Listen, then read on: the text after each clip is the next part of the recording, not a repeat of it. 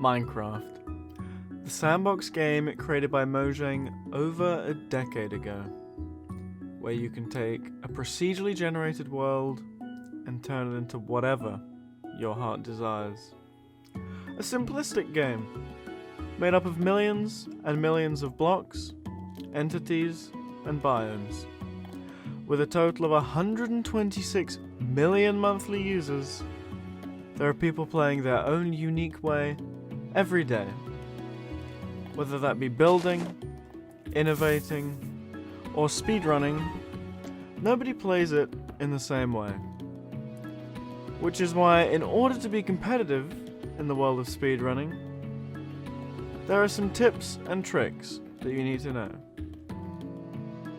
So, how exactly do you speedrun Minecraft?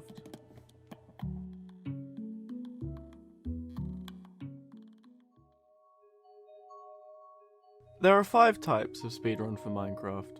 These consist of any percent glitchless, all achievements, all advancements, and miscellaneous. Each category has a subcategory for version. These are pre 1.9, 1.9 to 1.15, and 1.16 plus. These can also be either set seed or random seed. The most popular category for speedrunning is 1.16 plus, due to this being the first release of the Nether update. This update was released on June the 23rd of 2020, and as stated on the Minecraft fandom wiki, this update overhauls the Nether by adding 4 new biomes, 4 new mobs, and a multitude of new blocks. The addition of bastions and piglins was revolutionary for speedrunners, as they added a new way to get ender pearls. This was through a process called Bartering, which is most efficient for ender pearl drops on the version 1.16.1. A good overworld seed usually consists of a desert, savanna, or grassland spawn, as these biomes are more likely to contain villages and lava pools, alongside the potential for a desert temple, which can be a big advantage due to the loot contents. The typical speedrun usually starts off with gathering hay from the village, enough wood for basic tools, and iron from the golem before they look to enter the Nether using a nearby lava pool or a ruined portal. Bartering is a mechanic that allows the player to throw or use a gold ingot on an adult piglin, where it will then be examined for 6 seconds before the piglin gives the player a random item.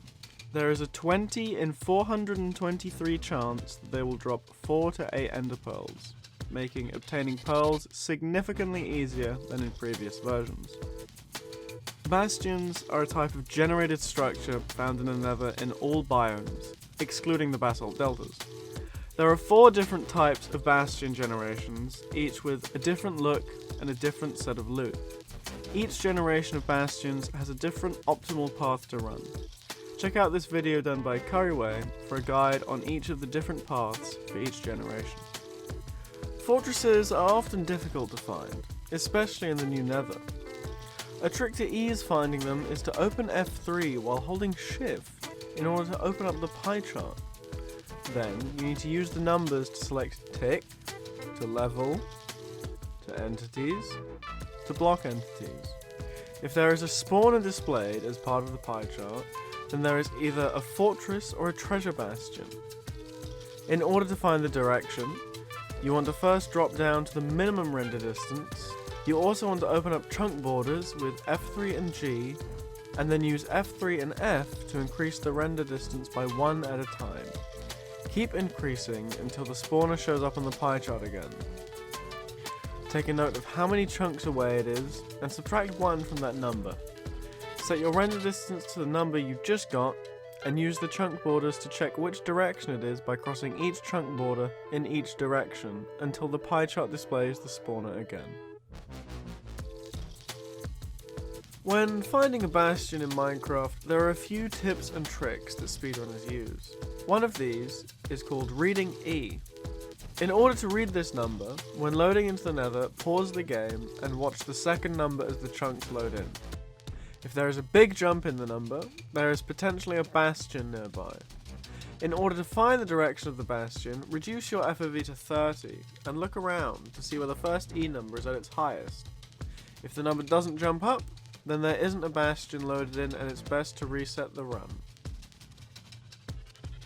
In order to get as close as possible to a stronghold after exiting the Nether, there are certain coordinates that you should make an exit portal at if possible. However, you don't need to be exactly at the coordinates. Anywhere within a 30 block radius is fine. These will then take you near to the closest stronghold on the nearest stronghold ring. Strongholds spawn in rings, and there is approximately 128 per world. One method of finding strongholds is using triangulation. This process works by throwing different eyes from two different locations in order to form a triangle. At the meeting point of those two lines is the stronghold. The fastest way of killing the dragon is called one-cycling.